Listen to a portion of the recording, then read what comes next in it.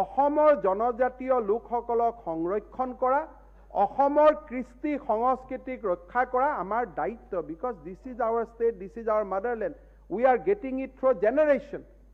আজি যদি আপোনালোকৰ এজনো ইয়াত বহে আৰু আপোনালোকৰ যদি জনজাতীয় লোকৰ প্ৰতি মৰম নাথাকে, এইটো হ'ব নোৱাৰে নহয়।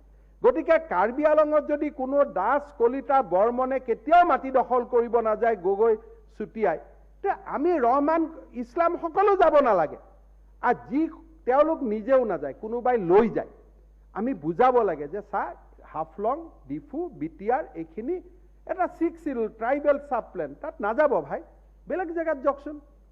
এইখিনি কথা বুজালেহে সমাজত এটা, আপোনালোকে যে কয় যে ভাষণত বহুতে কৈছে যে কমি সদ্ভাৱ থাকিব লাগিব। সদ্ভাৱ এডাল বাজিব নেকি? এডাল যদি আমি তাল বজাওঁ, এডালত তাল বজাওঁ, এডালত তাল বজাব নেকি? সেইটো নবজিব নহয়।